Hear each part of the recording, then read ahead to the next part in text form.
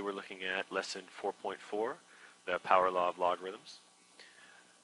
We're going to be looking at this because if you think back to grade 11, when you looked at financial math, there was a problem where you were investing some money into a bank account, and after so many compounding periods, we were interested in when our money that we invested doubled.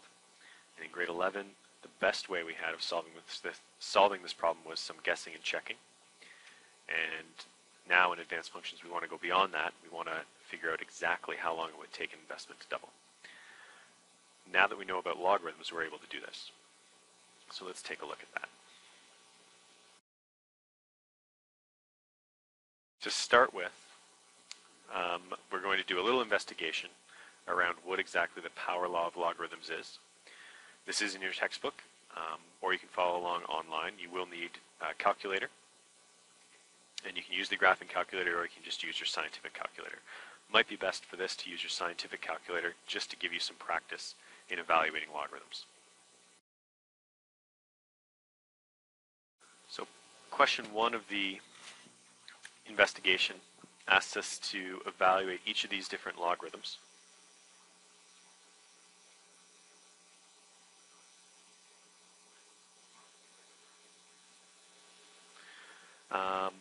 So just evaluating, you can do this on your calculator, the logarithm of 2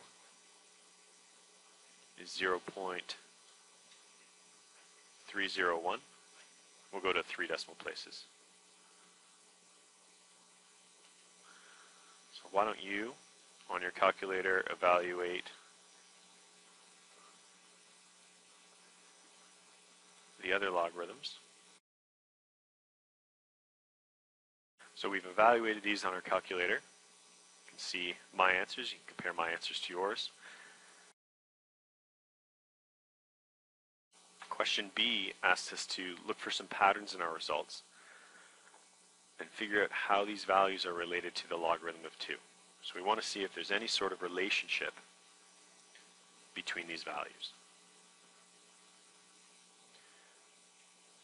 You should have noticed that inside each of these logarithm functions, we're evaluating powers of 2.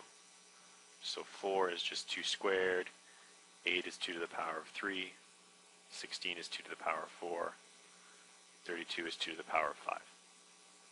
Okay, those numbers should have jumped out at you.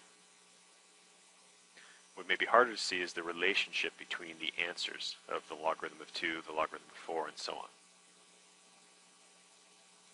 What you can do on your calculator is plug in 0.301 and multiply it by 2.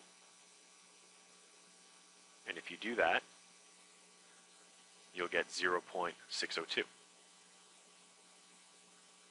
If you plug into your calculator 0.301 and multiply it by 3, you get 0.903. And this pattern continues up to 2 to the power of 5.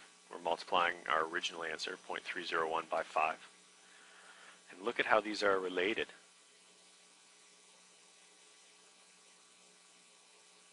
I'm multiplying my original answer, I'm multiplying logarithm of 2 by the exponent to get my answer.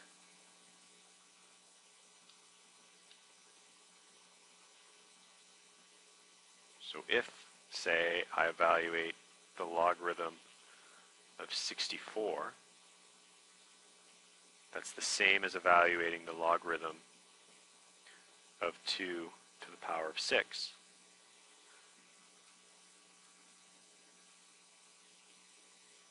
It would be the same as multiplying the logarithm of 2 by 6. So what I'm really doing is bringing the exponent down in front of the logarithm to evaluate.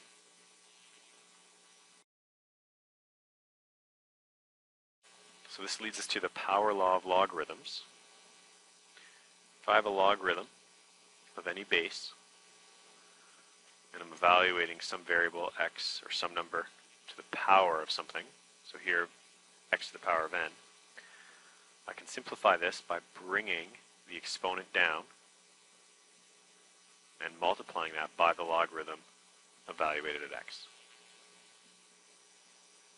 Okay, the base has to be greater than 0, and x has to be greater than 0, and an element of the real numbers.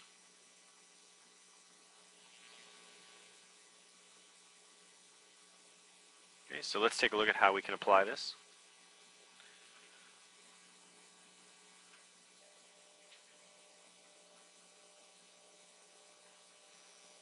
Using the power law of logarithms in question A, I can take that exponent of 4 and I can bring it down in front of the logarithm.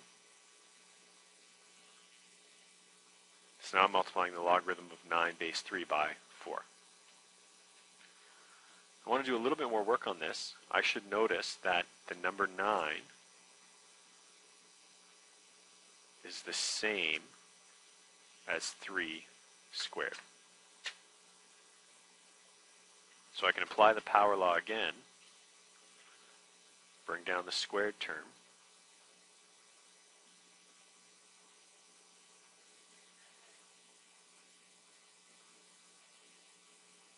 and now I'm taking 4 times 2 and I get 8, and I'm multiplying that by the logarithm of 3 base 3. Okay, let's think about this for a second. The logarithm of 3 base 3, let's say that's equal to some number y. Let's try another example. Again, we can see in question B that we can bring that exponent of 5 down in front of the logarithm. And again, I want to use the same trick that I used in question A. So I want to think of a number that I can rewrite 8 as, so that it has a power with a base of 2.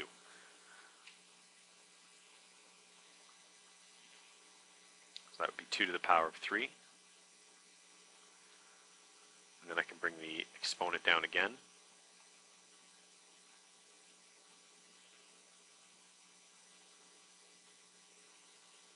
I'm going to end up with 15 logarithm of 2 base 2 based on this property up here.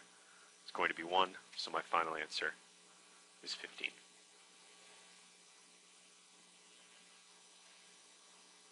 Okay, question C. Again, bringing the exponent down. This is a common logarithm, so we have to remember that it has a base of 10.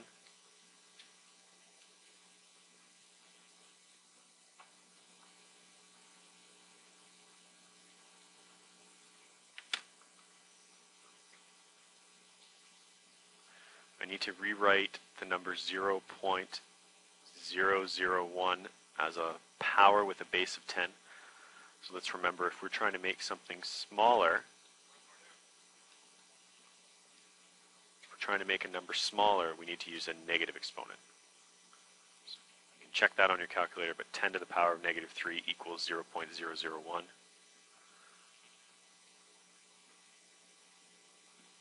So bringing the negative 3 down, bringing the negative 3 down, I end up with a final answer of negative 6. Okay, please try question D on your own. If you do it right, you should end up with an answer of 3/2. Okay, so verify that on your own. That's all I want to show you today.